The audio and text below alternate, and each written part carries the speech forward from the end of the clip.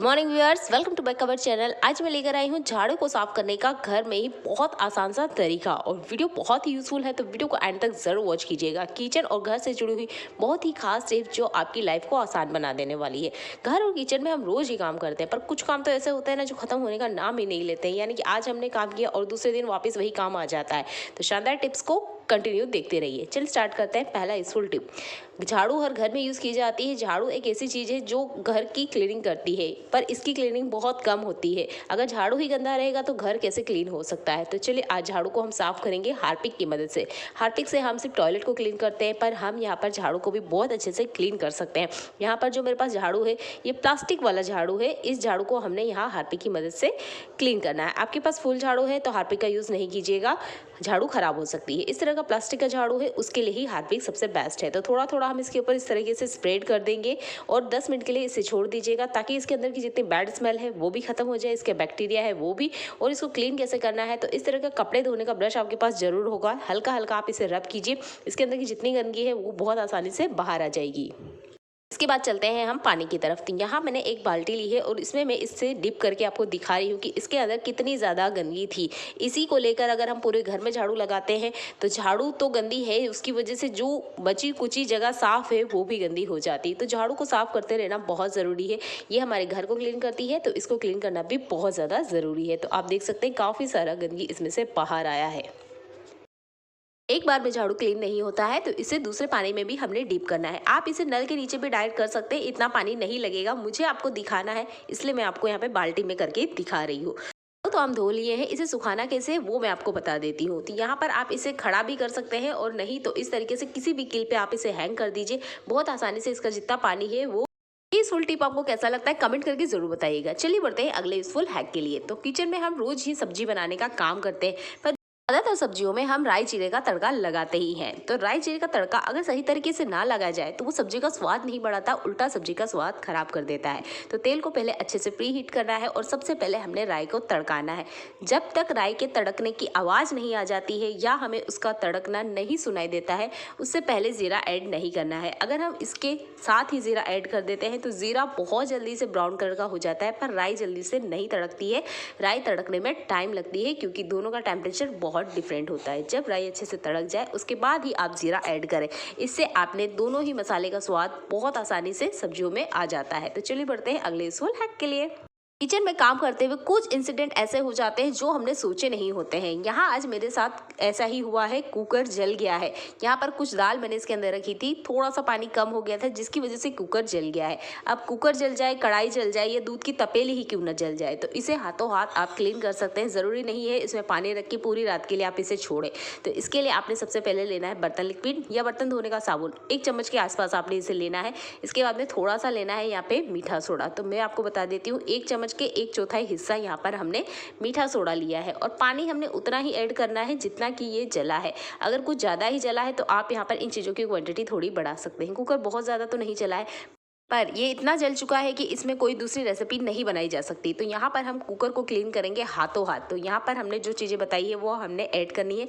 इसके बाद में हमने कुकर को गैस के ऊपर रख देना है। ये कुकर है इसलिए मैं यहाँ पर इसका लीड लगा रही हूँ। अगर आपकी कढ़ाई जलती है या तपेली जलती है चाय की या दूध की ही तपेली, तब आपने यहाँ पर इस तरीके से लीड लगा सकते हैं। जैसे कि मेरे पास वाली कढ़ाई में आप देख सकते हैं इसके ऊपर एक ढक्कन रखा हुआ है जिससे कि ये बहुत जल्दी से गर्म हो जाते हैं, अच्छे से उकाल आ जाता है। लगभग 5 मिनट के लिए मीडियम फ्लेम पर आपने इसे चलाना है। चाहते हैं तो इस तरीके से आप ढक्कन लगा सकते हैं। मेरे पास कुकर है इसलिए मैं यहाँ पर इसका लीड लगा रही हूँ।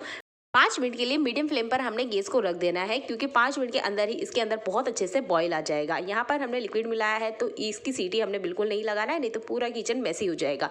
5 मिनट बाद आपने कुकर को खोल लेना है या आप चाहते हैं तो इसे बिल्कुल नॉर्मल टेम्परेचर आने तक रख सकते हैं। मैंने इसे गर्मा गर्म इसलिए खोला है ताकि इस गर्म पानी का मैं यूज़ कर सकूँ। जब भी आप कुछ भी बॉईल करते हैं, आलू बॉईल करिए या कुछ भी चीज़ें जब आप बॉईल करते हैं तो उसके वो बचे हुए पानी को हमेशा सिंक में ज़रूर डाल दें गर्मा गर्म को। इससे आपकी जो सिंक है वो हमेशा क्लीन रहेगी और किसी तरह का कीड़ा कॉकरोच इसमें से बाहर नहीं आएगा। इसके बाद में आपने जूना लेना है, हल्का हल्का सा आप स्क्रब करेंगे। यहाँ मैं वीडियो को कहीं भी कट नहीं करूँगी, आप आराम से देख सकते हैं कि मैंने सिर्फ जूने की हेल्प से हल्का हल्का स्क्रब करते हुए आसानी से इसको क्लीन कर लिया है। यहाँ पर हमने बर्तन लिक्विड और मीठा सोडा ऐड किया है जिसकी वजह से इसकी जो परत है, जो जली हुई परत है, वो बहुत आसानी से ढीली हो गई है। जले हुए बर्तन को 3 से 4 मिनट तक हल्का हल्का सा स्क्रब करना है और जितनी भी जली हुई परत है वो बहुत आसानी से छूट जाएगी। इसके बाद में आप नॉर्मल पानी से इसे क्लीन कर लीजिए और उसके बाद में थोड़ा सा लिक्विड या थोड़ा सा बर्तन धोने का साबुन लेकर और इसे एक बार वॉश कर लीजिए, ताकि इसके अंदर की जितनी भी गंदगी है, जितनी भी बैड स्मेल है, वो आसानी से निकल जाएगी। तो आप मेरे हाथ देख सकते हैं, बहुत ज़्यादा कालापन बाहर आया है क्योंकि ये कुकर जला हुआ था। चलिए मैं आपको क्लीन करके भी दिखाती हूँ। तो मैंने यहाँ थोड़ा सा पानी लेते हुए इसे क्लीन कर लिया और अभी आप देख सकते हैं इसमें से कितना सारा कालापन बाहर आ गया है। तो बिल्कुल डरने की ज़रूरत नहीं है। अगर इस तरीके से बर्तन जल जाता है तो आप हाथों हाथ ना इसे क्लीन कर सकते हैं। यहाँ 99% ही क्लीन हो चुका है। थोड़ा सा बर्तन लिक्विड लेते हुए एक बार और स्क्रब करूँगी तो ये बिल्कुल ही अच्छे से क्लीन हो जाएगा। तो आई होप आज का ये ट्रिक भी आपको बहुत ज़्यादा पसंद आता है।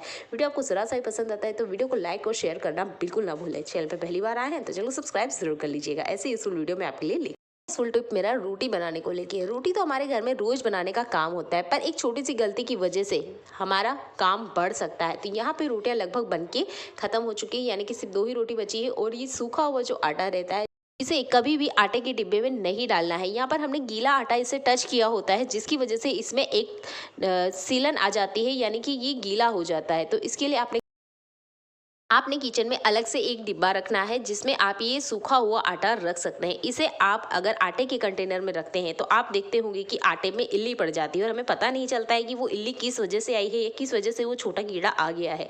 तो वो इसी वजह से आता है क्योंकि हम ये गीला आटा ही वापस इसमें डाल देते हैं आटे के डिब्बे में, जिसकी वजह से हमारा आटा पूरा का पूरा खराब हो जाता है। तो नेक्स्ट टाइम जब भी आप रोटी बनाते हैं तो हमेशा गीले आटे को कभी भी आटे के डिब्बे में नहीं डालना, इस तरीके से अलग कंटेनर में ज़रूर रखें। तो चलिए ये टिप भी आपको बहुत ज़्यादा पसंद आती है। चलिए बढ़ते हैं अगले यूजफुल हैक के लिए। रोटी बन जाने के बाद अक्सर हम है ना गरम तवे का यूज़ नहीं करते हैं। गरम तवे का आप बहुत अच्छे से यूज़ ले सकते हैं। तवा भी काफ़ी ज़्यादा गर्म है तो आप हाथों हाथ गैस स्टैंड को तो क्लीन करते ही होंगे, हर घर में ये काम किया जाता है। उसके बाद में ये जो किचन डस्टर होता है ये गीला हो जाता है, इसे भी हम बहुत अच्छे से क्लीन करते हैं। इसको सुखाने की बड़ी दिक्कत होती है। बारिश और सर्दी के सीजन में आप ये काम जरूर करा करें कि किचन डस्टर को तवे पर आप सुखा सकते हैं। तो कैसे, तवे को आपने उल्टा करना है। सीधे तवे पर हमने बिल्कुल काम नहीं करना है, उल्टे तवे पर हम इस किचन डस्टर को डाल देंगे। आप देखेंगे इतना ज़्यादा ये तवा गर्म होता है कि लगभग जब तक ये तवा ठंडा होगा आपका किचन डस्टर सूख के रेडी हो जाएगा। तो किचन डस्टर को सुखाने की नौबत खत्म हो चुकी है। आप आराम से इस गर्म तवे का यूज़ करते हुए यहाँ पर किचन डस्टर को सुखा सकते हैं। बस कोशिश कीजिएगा इसे सीधे तरफ नहीं उल्टे तरफ करना है क्योंकि तवा अभी काफ़ी ज़्यादा गर्म है। तो आई होप इस तरीके से आप तवे का यूज़ जरूर करके देखना चाहेंगे। अगला यूजफुल टिप मेरा नेल कटर को लेके। तो नेल कटर का यूज़ हमारे डेली लाइफ में ज़रूर किया जाता है। बड़े बच्चे सभी इसका यूज़ करते हैं, पर नेल कटर को यूज़ करने के बाद अक्सर कहीं रखने के बाद हम भूल जाते हैं और नेक्स्ट टाइम हमें जब ज़रूरत होती है तो ये हमें टाइम पे मिलता नहीं। तो इसके लिए आप ना एक सेफ्टी पिन का यूज़ कर सकते हैं। अब इसे आप एक कील पे हैंग कर दीजिए या कहीं पर भी आप इसे अटैच करके रख दीजिए, आपका नेल कटर कभी घूम नहीं होगा। तो सेफ्टी पिन को जरूर अटैच करके रखें, इससे आपके नेल कटर घूम होने की समस्या ना के बराबर हो जाएगी। चलिए बढ़ते हैं अगले यूजफुल हैक के लिए। किचन में हम बर्तन जरूर लाना पसंद करते हैं, यानी कि हर गृहिणी ना जब बर्तन लेने जाती है तो ये बात जरूर ध्यान रखनी चाहिए कि बर्तन ऐसे ले जिसे स्टोर करने में बहुत ज़्यादा आसानी होती है। यहाँ पर आप देख सकते हैं मेरे पास 4 तपेली है और जब भी मैं इन्हें लेती हूँ या कोई भी गृहिणी इसे खरीदती है तो हमेशा ना इस तरीके से सेट करके ज़रूर देखें। एक साथ अगर 3 से 4 आप ले रहे हैं तो इस तरीके से उन्हें ज़रूर रख के देखिए, इससे आपका बहुत ज़्यादा फायदा होने वाला है। इसे आप कम जगह पे रख सकते हैं, यानी 4 तपेली आप एक ही जगह पे रख सकते हैं। जब भी आप बर्तन खरीदते हैं तो इस ट्रिक का जरूर यूज करें कि बर्तनों को एक के अंदर एक रख के जरूर देखें, ताकि आपको बाद में इन बर्तनों को यूज करते हुए इन्हें रखने की प्रॉब्लम बिल्कुल फेस ना करना पड़े। तो आई होप ये ट्रिक भी आपको जरूर पसंद आएगी। चलिए बढ़ते हैं अगले यूजफुल हैक के लिए। किचन में हमारे बर्तन धुलने के बाद अक्सर ना ये बर्तन गीले रह जाते हैं, कोई सा भी बर्तन ले लीजिए गीले जरूर रह जाते हैं। तो इसके लिए हम एक टॉवेल का यूज करते हैं। तो यहाँ पे मेरे पास भी एक टॉवेल है।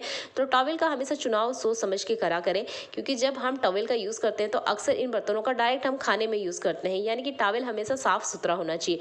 हमारे साथ किचन में 2 तरह के टॉवल रखें, एक जिससे आप किचन काउंटर क्लीन करते हैं और एक जिससे आप इन बर्तनों को क्लीन करते हैं। दोनों ही टॉवल एक नहीं होने चाहिए, क्योंकि जो किचन क्लीन करने का टॉवल होता है अक्सर उसमें जर्म्स पनप ही जाते हैं। कितना भी आप क्लीन रखिए, क्योंकि वो क्लीनिंग का काम कर रहा है, इसलिए गंदा होना आम बात है। और जो बर्तन साफ करने के लिए आप टॉवल यूज कर रहे हैं या कोई सा भी डस्टर आप यूज कर रहे हैं उसको हमेशा अलग रखें।